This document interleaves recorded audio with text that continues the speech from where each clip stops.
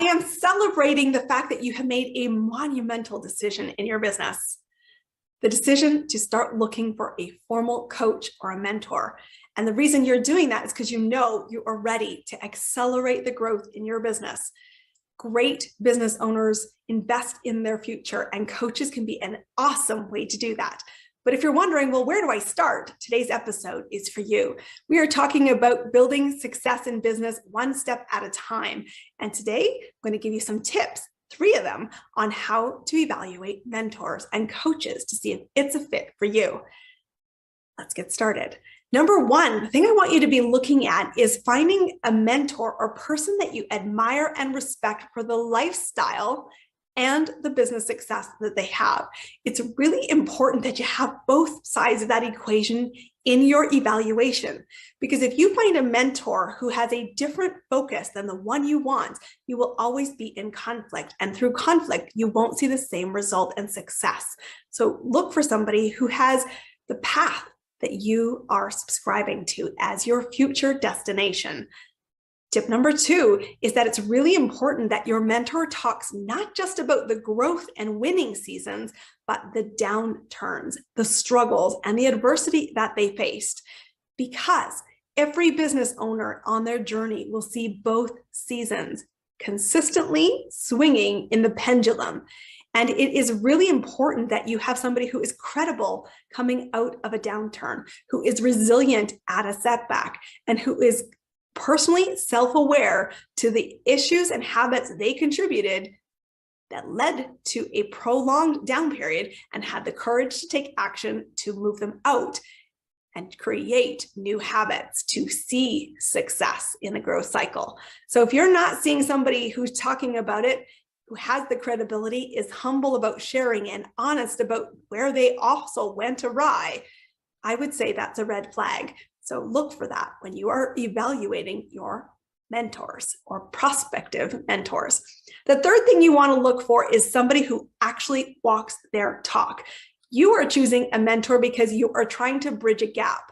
You're trying to accelerate your growth, and wherever they are in their business, the mentor is a static point.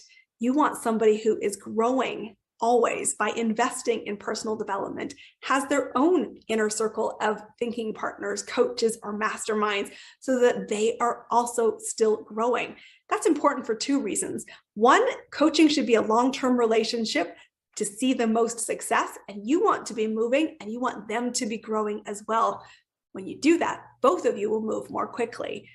Secondly, is if they are not in a growth investment, chances are they're not as aware about the challenges businesses are facing right now. And that can mean that you lose touch with the marketplace, and their strategies and guidance might not be relevant in the current changing economic climate. And that means you're not going to see the best return on your investment. So ask, what are you doing to keep ahead with your own personal development, investment, and working with other businesses that are in acceleration and forward momentum? So those are 3 tips to look for. Overarching all of this is the fact that you can do 2 things to start the ball rolling. Number 1, you can ask your network for referrals. Who do you know who uses coaches? Why do they choose that person? And ask for an introduction. Just recognize when you do that, just because a coach is great for one person does not automatically mean they will be great for you. You need to know what kind of accountability you need.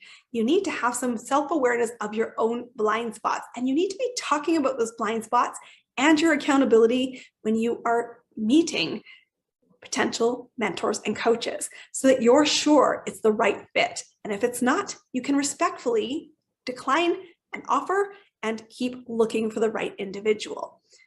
It's also really important that you recognize that all of that assessment is done through a word that I slipped in there, but maybe you missed it, so I'm going to bring it back to focus, is conversation.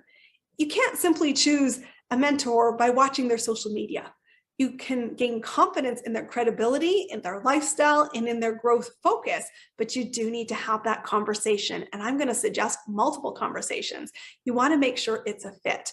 And so for me, when I am working with a prospective client, we're talking about, what are you looking for? Where do you see I can bring value?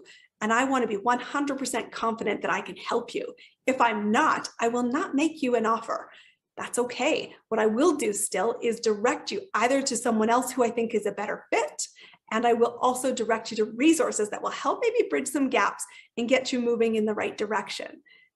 It is not a marriage proposal to have a conversation. Think of it like a first couple of dates. And so I invite you, let's date.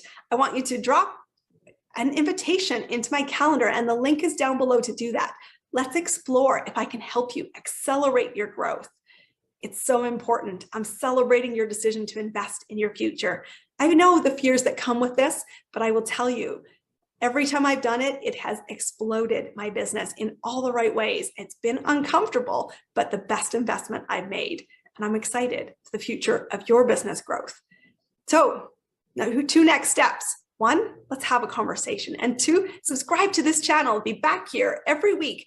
We are talking about creating business success, 1 step at a time. And be sure to subscribe to see the next episode. And I will catch you next week. I'll see you soon.